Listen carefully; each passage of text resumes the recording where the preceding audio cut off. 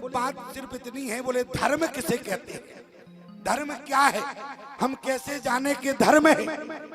लेकिन ईमानदारी से बचाना, हमने उससे कहा एक बात बताओ, धर्म पर चलना चाहते हो कि धर्म को जानना चाहते हो? क्यों? धर्म पर चलना, धर्म को जानना, ये दोनों अलग विषय। अरे प्यारे, धर्म को जानो, धर्म पर चलो। मैंने कहा धर्म को जानना चाहते हो या धर्म पर चलना चाहते हो? बोले धर्म को जान जावे तभी तो धर्म पर चलेंगे। तो हमने कहा आपके अंदर जो विचार आवे उसी से निर्णय होता है कि धर्म विचार, धर्मपूर्ण विचार है या अधर्मपूर्ण विचार है। क्यों? मान लो आपके अंदर विचार आया कि हमें भगवान के दर्शन करने जाना, तो ये धर्म है। आपके अंदर विचार आया कि आज मुझे यज्ञ भगवान की परिक्रमा करना, ये धर्मपूर्ण विचार है। और आपके अंदर विचार आया आज हमें किसी की जेब काटना, तो ये धर्म है कि अधर्म है? आपके विचारों पर निर्भर करता है आपका विचार आपको धर्म की ओर ले जा रहा या अधर्म की ओर ले जा रहा। आपकी दृष्टि में पराई नारी माँ के समान है तो ये धर्म है, और पराई नारी पर यदि आपकी कुदृष्टि है तो ये अधर्म है। इसलिए ध्यान देना, धर्म क्या है? बोले दंपति धर्मा, अरे दंपति धर्मा, अरे आचे रड़ नीका ओ अजहो गावे श्रुति जी ने कहली का। जिस पति पत्नी का आचरण, अब यहाँ धर्म लगा है, जरा ध्यान से सुनना। तो पत्नी का आचरण कैसा हो, पति का आचरण कैसा हो?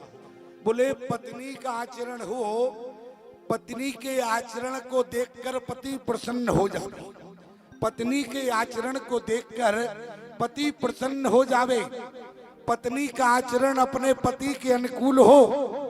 ध्यान से सुनना हमारी बात को। माताएं सोच रही होंगी हमारा आचरण इनके अनुकूल हो, हमारे आचरण को देखकर ये प्रसन्न हो। अरे हमारा आचरण इनके अनुकूल हो, यदि जितने नियम कानून है वो सब हमारे लिए है, हम घर समय से लौट कर आवे, समय से घर लौट आवे, और इनके लिए ये चाहे 11 बजे आवे, चाहे 2 बजे आवे, और वो भी सीधे झूमते हुए चले आवे। क्यों? जरा विचार करो, क्या तुम्हारे लिए धर्म नहीं है? नारी का धर्म क्या है? अपने पति के लिए अनुकूल होना। तुम्हारे चरित्र को देखकर, तुम्हारे आचरण को देखकर तुम्हारा पति प्रसन्न हो जाए, ये नारी अपने पति के अनुकूल है। ईमानदारी से बताओ, और मैं आपसे निवेदन करूं, जो नारी समाज में अपने पति के अनुकूल होती है उसी के घर में भगवान का चरण आता है। नारी पति के अनुकूल होवे, इसलिए दंपति धर्मा। ये मत समझना प्यारे, मैं तो केवल इतना बताना चाहता हूँ माताओं, सुरक्षा जितनी है आपको दी जाती है।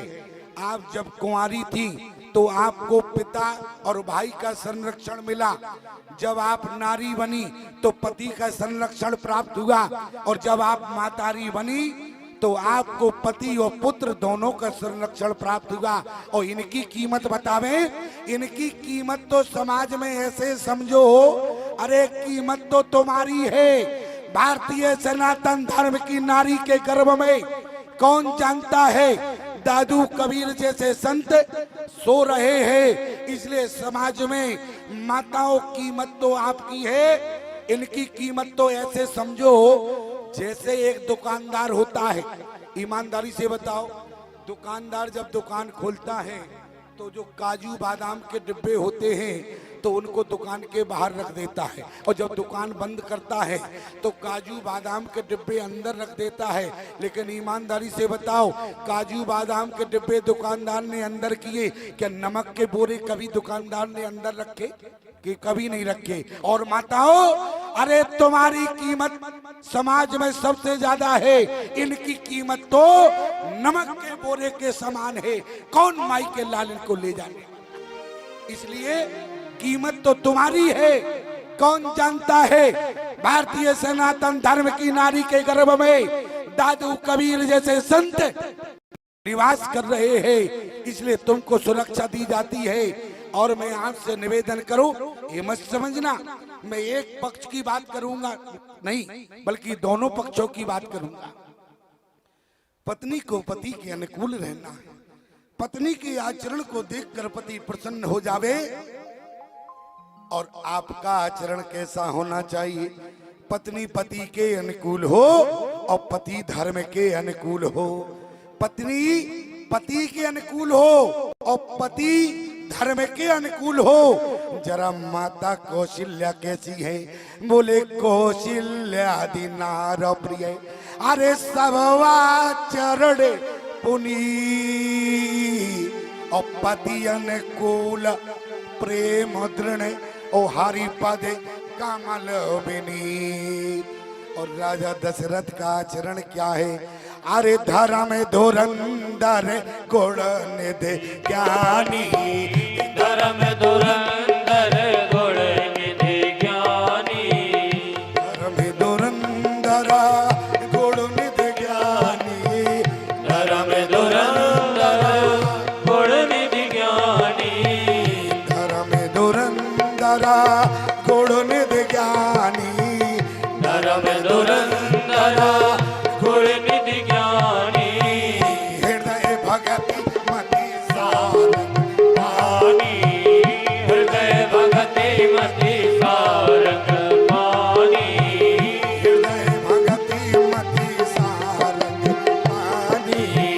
हृदय भगति मति सारंग पानी।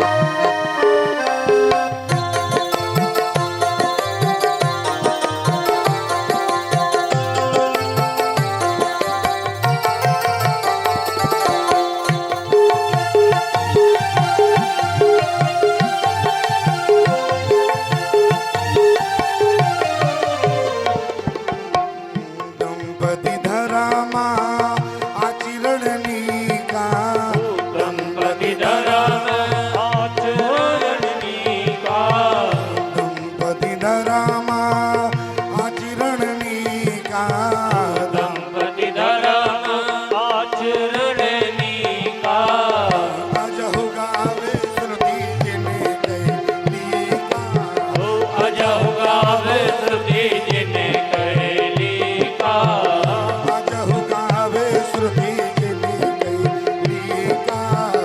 अजहु गावे श्रुति जिने कैलीका। क्यों प्यारे, हमारी आवाज समझ में आई कि नहीं आई? पीछे वाले भैया तुम लोग बताओ। अरे इसलिए पूछ रहा हूं क्योंकि हम जब से कथा सुना रहे हैं, आगे वाले तो दिखाई दे रहा है और पीछे हमारी आंखों में है मोतियाबिंद, तो पीछे का दिखता नहीं है। इसलिए अब पीछे का तो जब दिखेगा जब तुम इशारा करोगे। क्यों? और जब इशारा नहीं करोगे तो क्या हमें खाक दिखेगा क्या?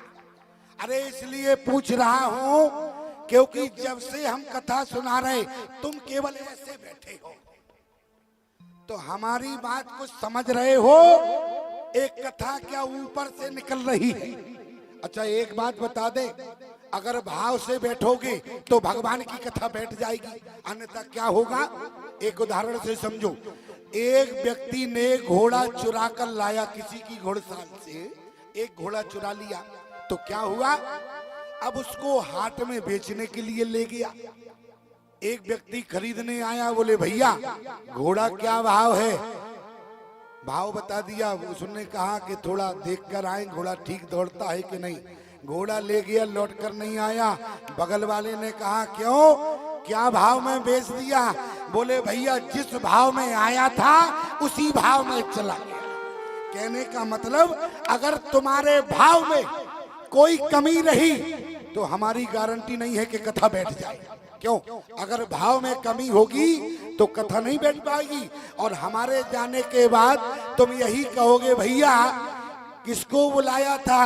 अरे स्वामी जी तो आए लेकिन उनकी कथा नहीं जमी। अच्छा ईमानदारी से बताओ, भगवान की कथा क्या चना मटरा मसूर की खेती है जो जम जाएगी क्या?